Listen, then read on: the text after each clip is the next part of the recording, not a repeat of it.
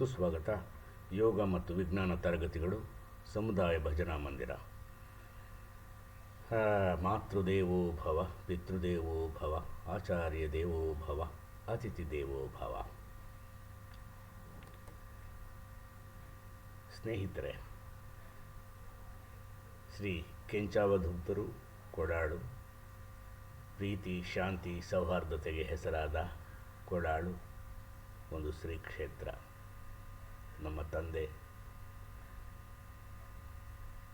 ದಿವಂಗತ ಶ್ರೀ ದೇಮಯ್ಯನವರು ಮತ್ತು ತಾಯಿ ದಿವಂಗತ ಶ್ರೀ ಮಾರಕ್ಕನವರು, ಶ್ರೀಮತಿ ಮಾರಕ್ಕನವರು ಭಕ್ತರ ಭಜನಾ ಮಂದಿರ ಗೋಪನಹಳ್ಳಿಯಲ್ಲಿ, ಅವರ ಜೊತೆಯಲ್ಲಿ ನನ್ನ ವಿಶೇಷ ಸಹಯೋಗ. ಅದರ ಪ್ರಭಾವವೇ ಈ ದಿನ ಈ ಒಂದು ಯೋಗ ಮತ್ತು ತರಗತಿ ಕ್ಲಾಸ್ಗಳಿಗೆ ಅವರೇ ನನಗೆ ಶಿಕ್ಷಕರು. ನನ್ನ ತಂದೆ ಮತ್ತು ತಾಯಿಯರ ನೆನಪಿನಲ್ಲಿ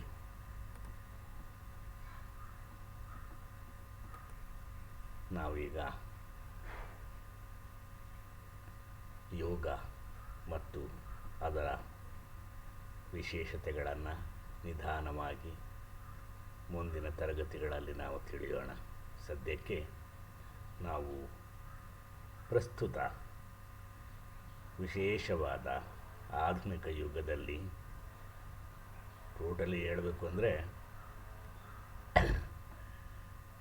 ಏನದು ಮೊಬೈಲ್ ಫೋನುಗಳ ಹಾವಳಿಯನ್ನು ನಾನು ಈಗ ತುಂಬ ನೋಡ್ತಾ ಇದ್ದೇನೆ. ಮನೆಯಿಂದ ಕಾಲು ತೆಗೆದು ಹೊರಗಡೆ ಹೋದರೆ ಬೆಂಗಳೂರಿನಲ್ಲೇ ಅಲ್ಲ ರೀ, ಚಳ್ಳಕೆರೆ, ಗೋಪನಹಳ್ಳಿ, ರೆಡ್ಡಿಹಳ್ಳಿ, ಸಾಣಿಕೆರೆ, ಹೆಗ್ಗೆರೆ, ನಮ್ಮ ಹೊಟ್ಟೆಜನಕಪ್ಲೆ, ಇನ್ನೂ ಅನೇಕ ನನ್ನ ಸಹಪಾಠಿಗಳ ಜೊತೆಯಲ್ಲಿ ಓಡಾಡುವಾಗ ಸದಾ ಮೊಬೈಲನ್ನು ಕೈಯಾಗಿ ಹಿಡ್ಕೊಂಡು ಕಿವಿಯಲ್ಲಿ ಇಟ್ಕೊಂಡಿರ್ತಾರೆ.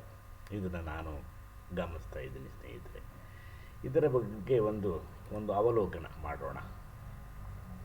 ಪ್ರಸ್ತುತ ಡಿಜಿಟಲ್ ಜಗತ್ತು ಹೆಚ್ಚು ಮುಂದುವರೆದಿದೆ. ಖಂಡಿತ ಸೈನ್ಸ್ ಆ್ಯಂಡ್ ಟೆಕ್ನಾಲಜಿ ಸಿಕ್ಕಾಪಟ್ಟೆ ಮುಂದುವರೆದಿದೆ. ಜನರು ತಮ್ಮ ದೈನಂದಿನ ಜೀವನದಲ್ಲಿ ಮೊಬೈಲ್ ಫೋನುಗಳನ್ನು ಬಳಸುವ ಅಭ್ಯಾಸವನ್ನು ಹೊಂದಿದ್ದಾರೆ.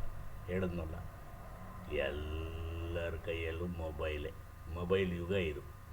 ಇಂದು ವಿವಿಧ ಸಮಾಜಗಳ, ಅಶಿಕ್ಷಿತ ಸಮುದಾಯಗಳಾದ ಕಾರ್ಮಿಕರು, ಅನಕ್ಷರಸ್ಥರು, ಭಿಕ್ಷುಕರು, ಬುಡಕಟ್ಟು ಜನಾಂಗದವರು ವಿವಿಧ ಸಮಾಜಗಳ ಜನರಲ್ ಸೆಲ್ ಅಥವಾ ಮೊಬೈಲ್ ಫೋನುಗಳನ್ನು ಬಳಸ್ತಾರೆ.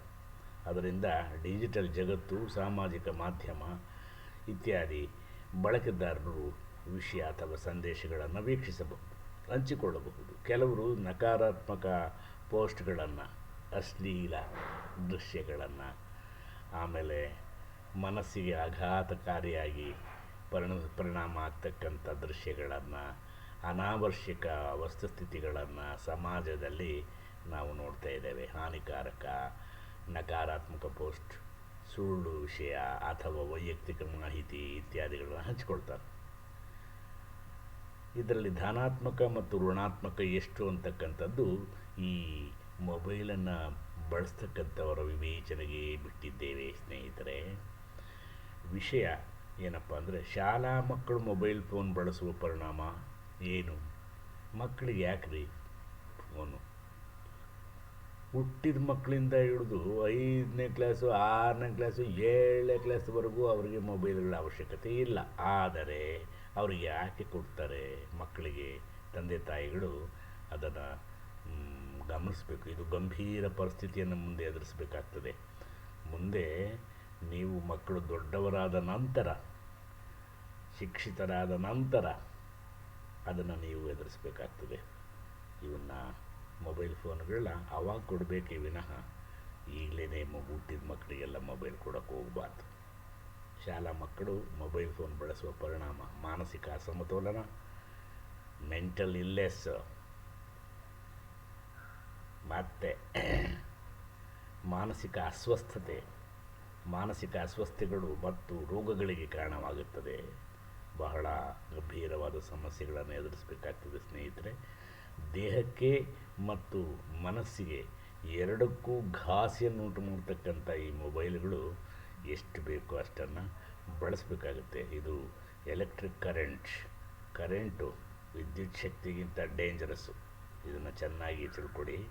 ದಯಮಾಡಿ ಇದ್ರ ಬಗ್ಗೆ ಒಂದು ಸಮಾಲೋಚನೆ ಮಾಡೋಣ ನಾವೆಲ್ಲ ಸೇರಿಕೊಂಡು. ಈ ಕಾರಣದಿಂದಾಗಿ ಶಾಲೆಯಲ್ಲಿ ಹೋಗ್ತಕ್ಕಂಥ ಮಕ್ಕಳು ಏಕಾಗ್ರತೆಯನ್ನು ಸಾಧಿಸಲು ಹೆಣಗಾಡ್ತಾ ಇದ್ದಾರೆ. ಎಲ್ರಿ ಕಾನ್ಸಂಟ್ರೇಟ್ ಮಾಡೋಕ್ಕಾಗುತ್ತೆ ಅವರಿಗೆ? ಮೊಬೈಲ್ಗಳು ನೋಡಿಕೊಂಡು ಇಲ್ಲದ್ದೆಲ್ಲ ಉಳುಗಳು ಬಿಟ್ಕೊಂಡು ತಲೆ ಒಳಗಡೆ. ತರಗತಿಗಳಲ್ಲಿ ಅವರು ಎಲ್ಲಿ ನೀವು ಕ್ಲಾಸ್ಗಳಲ್ಲಿ ಮಾಸ್ಟ್ರ್ ಹೇಳ್ಕೊಟ್ಟೋದನ್ನ ಕೇಳ್ತಾರೆ ಹೇಳ್ರಿ ನೋಡೋಣ. ನೆಟ್ಟಿಗೆ ಕಾನ್ಸಂಟ್ರೇಷನ್ನೇ ಇರೋದಿಲ್ಲ ಅವಕ್ಕೆ. ಅಂಥದ್ರಲ್ಲಿ ಈ ಮೊಬೈಲ್ಗಳು ಬೇರೆ. ಇನ್ನೂ ಸಾಮಾಜಿಕ ಬದುಕಿನಲ್ಲಿ ಅವರವರ ಕುಟುಂಬಗಳಲ್ಲಿ ಅನೇಕ ಥರದ ಏನು ಕಷ್ಟ ಕಾರ್ಪಣ್ಯಗಳು ಇವೆಲ್ಲ ಇರ್ತವೆ ಹಳ್ಳಿಗಳಲ್ಲಿ. ಅದರಲ್ಲೂ ಗ್ರಾಮೀಣ ಮಕ್ಕಳಿಗಂತೂ ಇದು ಬಹಳ ಡೇಂಜರಸ್ಸು. ಎಚ್ಚರಿಕೆಯನ್ನು ಕೊಡ್ತಾ ಇದ್ದೀವಿ ನಾವು. ಡಿಮೆಟ್ ಸೋಷಿಯಲ್ ಸೈನ್ಸ್ ಡಿಸಿಪ್ಲಿನ್ ಕಡೆಯಿಂದ ನೀವು ಇದನ್ನು ಗಂಭೀರವಾಗಿ ತೆಕ್ಕೋಬೇಕಾಗುತ್ತೆ. ಇದನ್ನ ಆಮೇಲೆ ಕುಸಿತಕ್ಕಂಥ ಶೈಕ್ಷಣಿಕ ಸಾಧನೆ. ಮಕ್ಕಳಿಗೆ ಜಾಸ್ತಿ ಮಾರ್ಕ್ಸ್ ಬರೋದಿಲ್ಲ, ಎಲ್ಲರೂ ಓದೋಕ್ಕಾಗಲ್ಲ. ಬಿಕಾಸ್ ಏನಪ್ಪ ಅಂದರೆ ಹೆಚ್ಚಿದ ಒತ್ತಡ ಮತ್ತು ಆತಂಕ. ಆದ್ದರಿಂದ DMET ಆವರಣದಲ್ಲಿ ವ್ಯಸನಗಳಿಗೆ ಮತ್ತು ಶಾಲೆಗೆ ಹೋಗುವ ಮಕ್ಕಳಿಗೆ ಸಲಹೆ ಮತ್ತು ಸಮಾಲೋಚನೆಗಳ ತರಗತಿಗಳನ್ನು ನಡೆಸೋದಕ್ಕೆ ಹಮ್ಮಿಕೊಂಡಿದೆ. ನೀವು ನಾಗರಿಕರು, ಗೋಪನಹಳ್ಳಿಯ ನಾಗರಿಕರು ಮತ್ತು ಸುತ್ತಮುತ್ತಲ ಹಳ್ಳಿಯ ಚಳ್ಳಕೆರೆ ತಾಲ್ಲೂಕಿನ, ಚಿತ್ರದುರ್ಗ ಜಿಲ್ಲೆಯ, ಕರ್ನಾಟಕದ ಎಲ್ಲ ಕಡೆಯಿಂದಲೂ ನಮ್ಮ ಡಿಮೆಟ್ ಸೋಷಿಯಲ್ ಸೈನ್ಸ್ ಡಿಸಿಪ್ಲಿನ್ ತರಗತಿಗಳನ್ನು, ವಿಶೇಷ ಕಾರ್ಯಕ್ರಮಗಳನ್ನು ನೀವು ಗಮನಿಸಬಹುದು ಸ್ನೇಹಿತರೆ. ಧನ್ಯವಾದಗಳು. ಯೋಗ ಮತ್ತು ವಿಜ್ಞಾನ ತರಗತಿಗಳ ಸಮುದಾಯ ಭಜನಾ ಮಂದಿರ ಮತ್ತೊಮ್ಮೆ ನಮ್ಮ ಮಾತೃಶ್ರೀಯವರಿಗೆ, ಪಿತೃಶ್ರೀಯವರಿಗೆ ನಮಿಸುತ್ತಾ, ಕೊಡಾಳು